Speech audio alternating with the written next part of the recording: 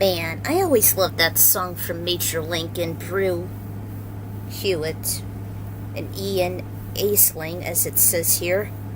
Welcome to the epilogue of Final Kombat. Last time, we just went through a very, very deep, tragic sacrifice by Liu Kang and Raiden. They merged together, they became Fire God Liu Kang, and they decimated Blaze. With Taven's sword, of course. And, yeah, Armageddon was happening, and Liu Kang had this idea, this strategy, to use the chameleons to warp up the Pyramid of Argus alone before they returned to their positions. And he dealt with Shao Kahn, he struck down Onaga, and they began to fight each other. And he dealt with Quan Chi, and he forced him down to Shang Tsung, and they fought each other. And most of the enemies were either dead or busy with other foes. But Liu Kang was able to warp up to the final floor, the roof, where Blaze was. And he tried to talk some sense into him, but Blaze never bought it. He was so blind in his creation, his purpose, even though Liu Kang kept trying to convince him that everyone has a right for their own destiny and not always tied to fate. Take notes, NetherRealm. Anyway, Liu Kang changed Blaze's trajectory, and he saved all of existence, and only the Order Realm and the Chaos Realm were obliterated, along with the inhabitants. So, it wasn't too bad of a loss, but you know, the time-displaced Liu Kang and Kitana actually introduced Aiko to the Yin-Yang Islands where they were staying all this time with the Hourglass. And Liu Kang actually visited Aiko and Kung Lao near his tomb, assuring them, you know, Liu Kang is still around. He watched over them since the universe's birth. So, he's not completely gone, so more will be explained here. Alright, here's the epilogue. Soon after Armageddon was seized, the Netherwing first dropped off Taven, leaving him to sulk and reflect at the Edenian ruins, the same location where he blackened out and where his parents were discussing their preparations for the inevitable event. My world had been ripped into pieces. I awoke in a foreign realm, forced to complete a quest set forth by my parents Delia and Argus. This quest, though intended to save the realms, has destroyed my family. My brother Dagon had become obsessed with winning the ultimate prize of full godhood and murdered our parents. And in his madness, he sought to destroy me as well. Oran and Keru, loyal to our family for ages, were not spared from the curse of this quest has wrought. Dagon enslaved Cairo to serve his own ends. The sorcerer Quan Chi nearly killed Orin, who was my guardian. If it weren't for the heroic actions of the fire god Liu Kang, then they would have met the same bloody fate as my elders. Though I almost had nothing left, I was determined to complete the quest, despite the dragon's warnings of the quest's twisted setup. I had faced many combatants, fighting my way to the top of the pyramid until at last, I assisted Liu Kang with my sword, and he defeated Blaze in mortal combat, but at a terrible cost. His and Raiden's souls were bound to one another, merged into a powerful deity with power and might beyond my imagination. Though in so doing, my allies and I were the only ones who survived the ordeal, while the two warriors made their heroic sacrifice. He cocooned us with all his strength and changed the trajectory of Blaze's assault to spare us all. I will never forget the chaos of this quest, and for all our valiant deeds it did not foretell. You seem to be in a pensive mood, Taven. Orin! Still pining over the deaths of Dagon, Argus, and Delia? And for the fallen gods? You must miss them all so dearly. He hung his head. Yes, Orin. I will always miss them all, and this devastated pyramid shall be the reminder of those grave tragedies. This was never meant to take place. You must not trouble yourself, Taven. While we have suffered great loss, it wasn't all for nothing.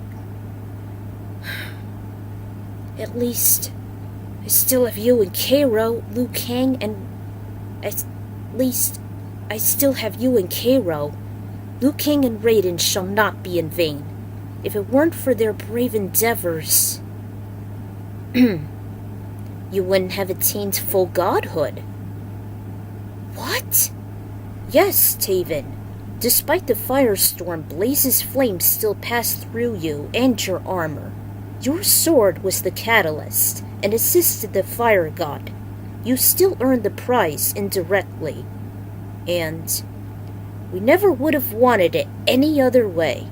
Well done, protector god of Edenia. Taven was just speechless as Orin bowed low. It is true, Taven. Jade, Sindel, Asgarth, and Gerard marched to them. Jade? Cairo told us that Katana still lives with Liu Kang, albeit other incarnates who still houses our daughter's memories.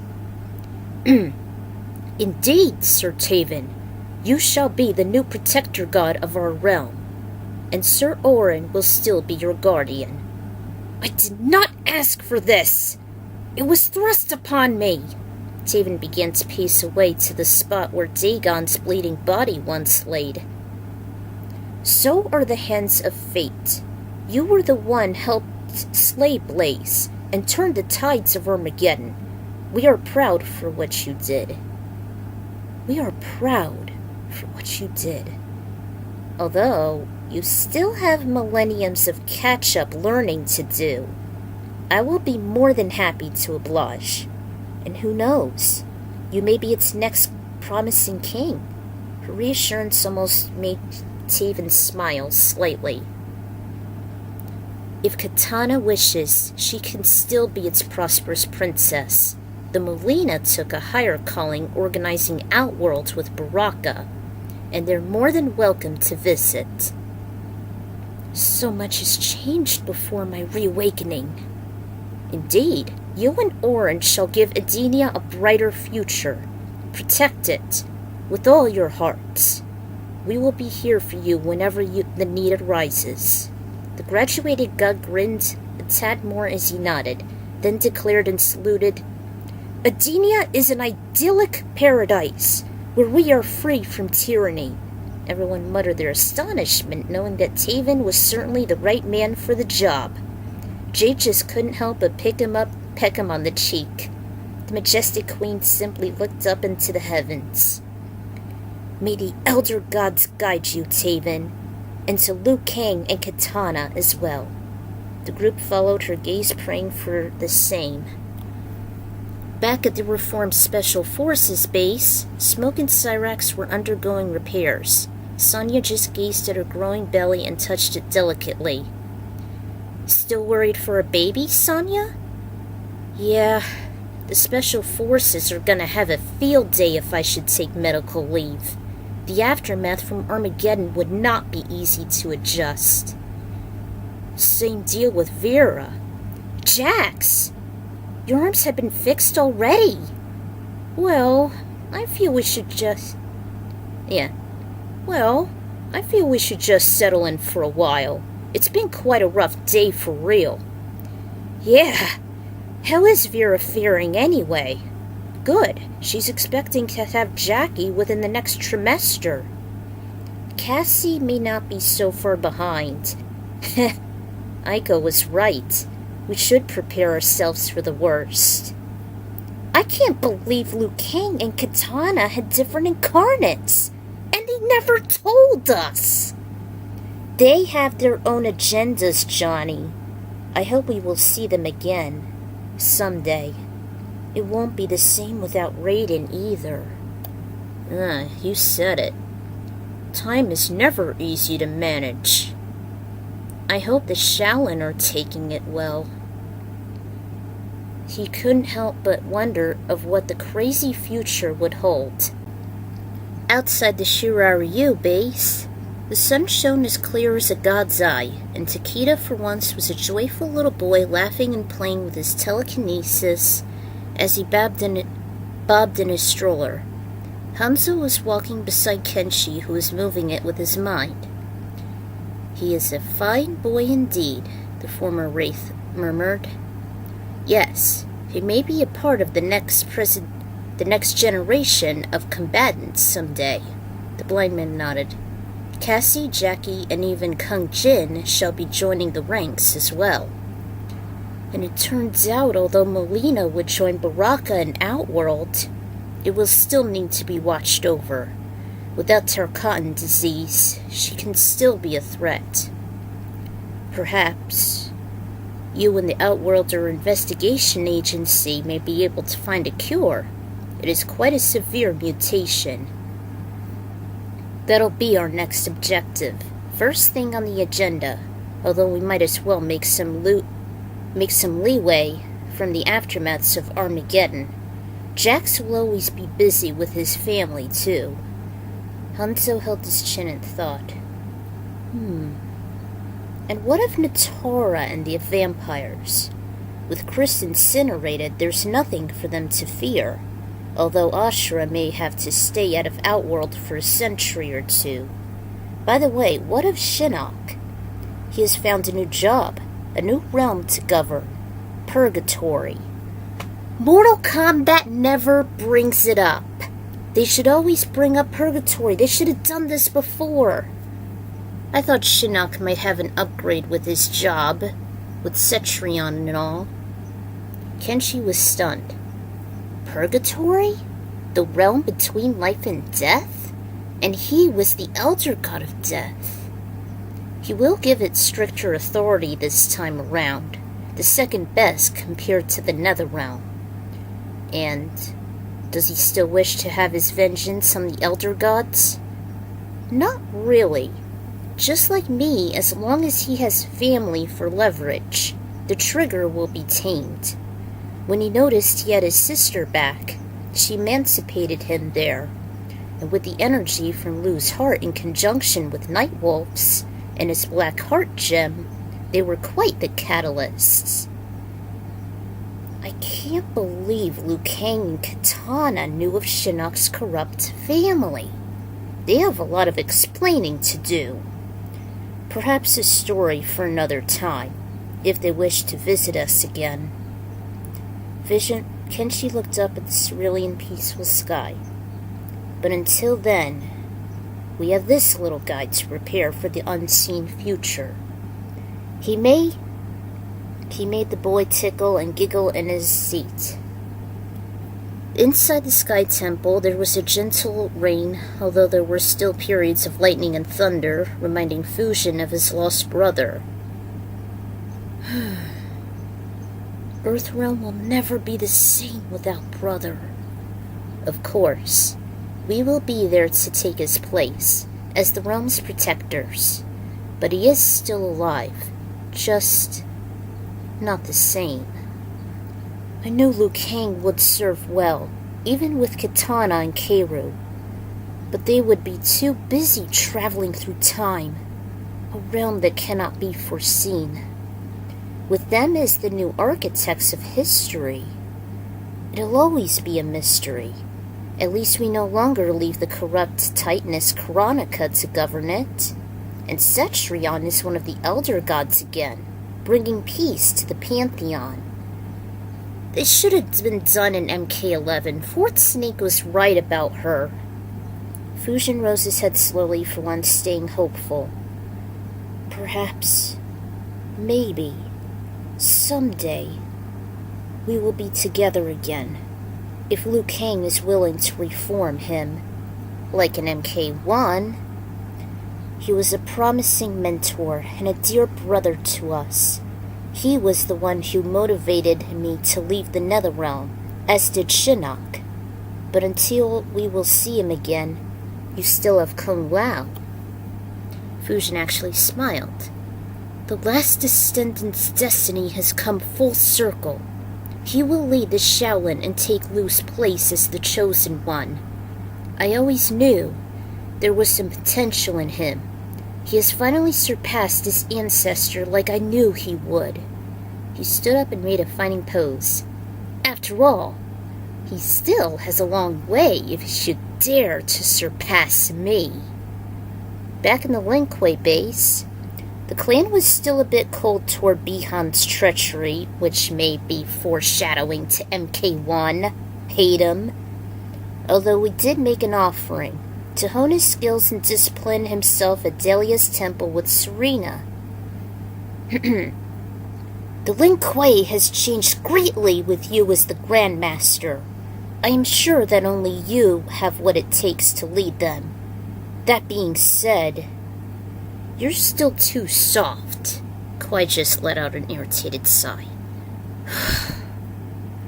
But maybe, someday, if the light should smile upon me, it will become stronger with the two of us at its thawing helm.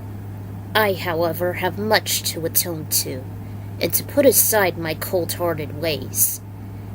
Hey, if humans and machines can coexist and be an unstoppable force combined, then so can you two.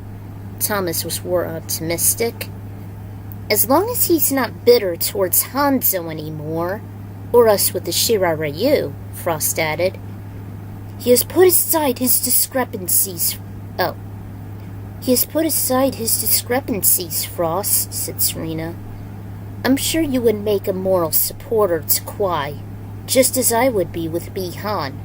Due to his insensitivities from the nether realm, he needs to cool his heels.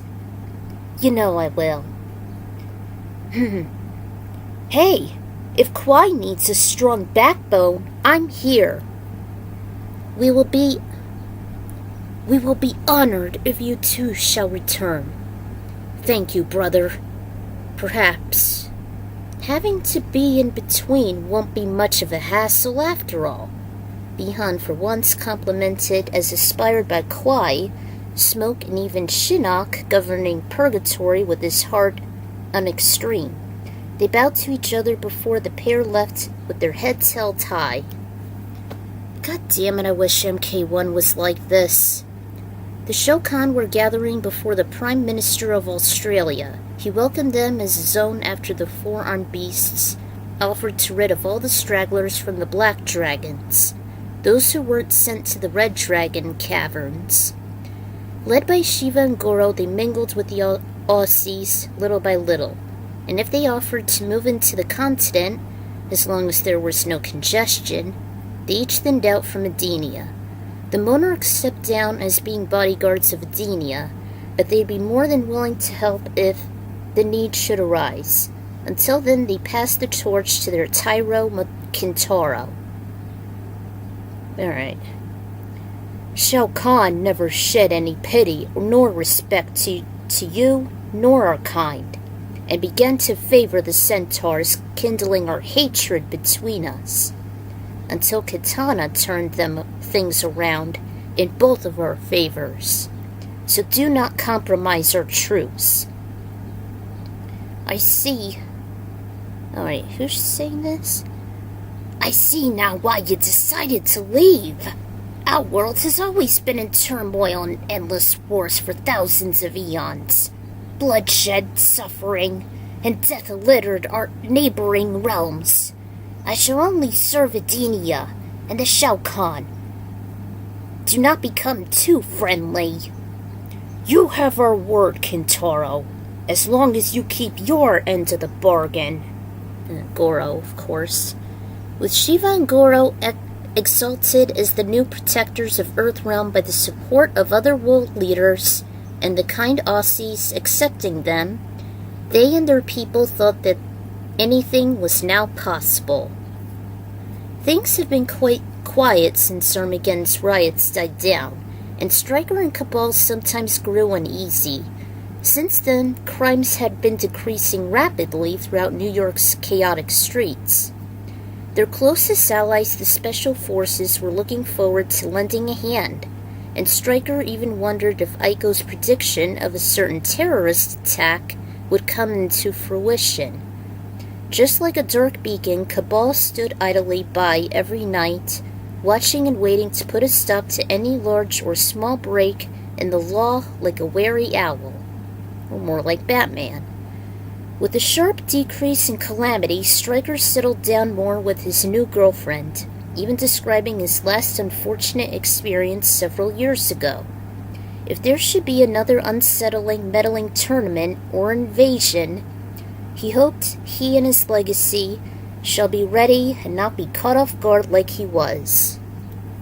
For once, Kiba actually found a female wolf who seemed to have reduced his biological urges. It was actually thanks to Fujin, who assisted him and Nightwolf to find a mate when they found himself in heat a lot. Ever since after Armageddon, there were some repercussions, especially on account of his age. The shaman was looking forward if Kiba should breed a fresh litter so that the Matoken can carry on his unfathomable companionship and talents for another generation. Hell, Fushin wasn't even afraid to embrace his sexuality as a gay god for once, inspired by the role play. He was shy amongst the Pantheon, and he seemed subtle with Raiden. But with Shinnok's new management over Purgatory and Cetrion's revival, he felt there was no shackles holding him back, even if he should perhaps mingle with the gay mortal. Maybe Nightwolf or Smoke or Kung Jin. Nightwolf never really became interested on finding a mate. He was still content being the tech whiz and the top-notch shaman that he was. He was the most optimistic that the elderly incarnates of Liu Kang and Kitana would visit, as he would know from his spiritual connections. Even a special Ayas and Bear Cub gave him some welcoming company. The baby hawk. Actually, it was inspired by MK11. At the center of Li Tai, on the Wuxi arena, Kung Lao was meditating, and also pining to see the elderly Liu Kang once more. There was still a gap in his heart, similar to Aiko and Fujin's, that had yet to heal. He then perked up as he sensed someone sneaking up behind him. The intruder ran up, but the new protector was ready as he grabbed his leg and tossed him over. The crimson-clad warrior rolled, and Lao stood at attention. Eventually, noticing Kai, Lao offered a hand, and the prodigy took it. "Nice move, master. I sensed your chi, just as I was meditating. I knew you were there. It's about time I was able to master Liu Kang's technique. You must hone his skills." "I have been training with the White Lotus," he assured. "Always have. Although I heard from Aiko that I must stand out and not be a carbon copy." "Indeed. You should give your enemies something they would not anticipate. Your explosive prowess would offer you the upper ante." "Heh, yeah. I guess my flames would roast their naive asses." "I only wish Liu Kang and Raiden were here," Lao sulked. "Yes, it would not be the same without them. Their sacrifices still scar me, and being the chosen one has only covered the wounds. I was able to see my elderly brother a few times, in my mind's eye like Kenshi would say, and I began to take in some comfort. He said only time can heal, and I must stay strong for the Shaolin, for Aiko, for Jin." It gave some of the warriors some separation anxiety, especially since they knew Frederick's son was a vagabond and traveler across the realms. They wished to see him return and would welcome him with open arms, even though he never wanted to have a permanent, secure place. Not even a personal chamber if there should be a library, considering he was quite the bookworm.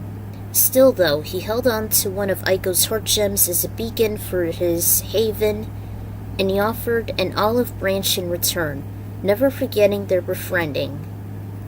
Uncle! Lo and behold, Jin and Aiko went to the two men. The former couldn't be more happier to see Lao alive and well. Despite his cracked voice, he was still chirpier, and much like Fushin and Thomas, he came out of the closet and all the monks accepted, especially since 98% were male anyway. It was no surprise.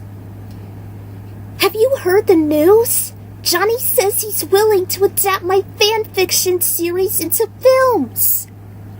But with the baby coming, the least he could do is have a publisher write them instead, even in various languages. Fantastic. I never expected them to catch wind so soon. I wasn't suspecting it either, nor did I know how Johnny figured I was a writer. I guess the Shaolin must have passed it on. No doubt. I can't wait to see Uncle Lao's adventures once they come out, Jin said enthusiastically. He was still indifferent. First the movie and now this. I hope to the elder gods we won't get swamped into celebrity. I am still pondering for Liu Kang and Raiden. He hung his head. Aiko went over and embraced him. I hope we will see them again. Someday. Fushin said they will, and I am going to miss Cairo too. She recalled her last moments with the Red Dragon as she, Taven, and Orin said farewell back on the Yin-Yang Island. He nuzzled them all, and he even offered to give the Cardiokinetic one more aerial ride around until he get exhausted. The elder Liu Kang affirmed her to take care of Kung Lao, and perhaps betrothed to him too. I hope she'll be my aunt. She will. I'll see to that. As soon as you are 18, we will adopt you, and we will train you in the ways of the Shaolin. As proof, Aiko shone her shining diamond ring as a token of their status as fiancés. She faced her lover. They both smiled before they made a long, passionate kiss. Kai and Jin couldn't help but snicker. Even Lu's grandfather was relieved he still has kin to keep him from being lonely and worthless. He proclaimed Kung Lao, along with Aiko, Jin, and his mom, as the only family he has left. He was confident Lao could be a strong, devoted leader, the way Liu Kang was, even embracing his destiny as the chosen one and Earth's protector. He, Katana, and Cairo periodically still gazed into the mystic portal emanating from the hourglass, and no matter what epic they wound up in, it still remained as majestic as ever as the Isle itself. Several years later, a Black Hawk pierced through the glaring sky. The special forces were all on board the chopper heading to enemy territory. A fierce tournament was hosted on the tyrannical leader Kotal was taking no prisoners. I'm not really sure if he's actually a hero or not. Johnny, Sonya, Kenshi, Jax, Cyrax, Hanzo, Kwai, Frost, Thomas, Hornbuckle, yes, the Hornbuckle, Kai, Kung Lao, Aiko, Nightwolf, and their new faces consisting of Cassie, Jackie, Kung Jin, Takeda, and a slim female chirokinetic were on hot pursuit. They were certain the Adenian resistance would assist in their salvage mission. The air vehicle landed several feet away from an ominous tower, and Taven, Orin, Jade, Fushin, Ashra, Limei, a young Outworld Earthrealm hybrid, Serena, Bihan, Melina, Baraka, Kintaro, the Chameleons, and a fresh Adenian with a yellow-green garb met up with them. There was even a young apprentice with a red key and a pointed straw hat who emerged from the crowd. The new Raiden! Alright, team. Are we ready for war? The general declared. Everyone nodded their affirmation before they marched into Kotal's arena. Crowds of spectators were cheering for Kotal and his upcoming foot soldiers. Several vicious beasts emerged from the shadows in a single wave consisting of Ferritor, Devora, Jataka, a new Saurian in silvery green, a Minotaur, Aaron Black, Triborg, a mass serial killer wearing a gas mask and wielding a chainsaw, a Sauron mutant, a delusional clown with heavy makeup, an extraterrestrial that looked more deadlier than Cabal, a psychotic wielding finger knives, and a xenomorph. The solar manipulator stood from his perch and led the charge. Kung Lao and Sanya commanded their own troops as the two factions began to collide with one another. Just another day setting the stage for the next Mortal Kombat! I added random combatants to Kotal's side just for lulz. It was only a past epilogue scene, yet still. This is indeed the end of my Mortal Kombat fanfiction chronology. I hope you all had enjoyed all these misadventures as much as I did writing them. Unless if there should be a one-shot in the future, this should wrap things up. And there are the songs for that. Honestly, I was very disappointed and miffed of the results from MK Armageddon, in which Taven won over Blaze and attained godhood, but in the end, the third outcome was all for nothing. We all know the deplorable events from the reboot. A lot of the ideas were just thrown in, even those involving Frederick, Taven, Kiro, Kung Lao, and Aiko being engaged, etc. Even the fresh new faces who seemed to be the offspring of Taven and Jade, Kwai and Frost, Li Mei's own child, etc. Even when I added in Lao tossing Kai asunder based on Liu doing the same to katanas. As the new chosen one, Lao should be capable of sensing chi too, and I kind of do see Taven and Jade as a couple, much as Kwai and Frost or Serena and Bihan. It's been so difficult to say farewell to the Mortal Kombat series, but that doesn't mean I'm going to leave it completely, unless if the community should give me a very hard time and or I should encounter fallouts, and I hope MK1 would pick up the slack my few dropouts had left, which I doubt. I might do a one-shot or two in the future, as I still have some ideas that didn't quite fit with the epics. Just wanted to get all of them out of the way, as my mind, so too my mind was. I am so glad the MK fanfic series is finished. Now I just gotta start on the podfic, which I'm doing now. I finished that. And I wanted to wrap up as many things I could, especially before MK1 should come out this September. I too wanted the timelines to merge into one as well, and you will see with my F-Zero works. So, I'm the Ecron Writer signing out and saying so long, until if there's a one-shot Mortal Kombat. I bid to you all, sayonara, and Huan Song. I guess I pronounced that right. So, just like that, Final Combat is over. And I bid you all adieu. Parting is such sweet sorrow. Take care, combatants.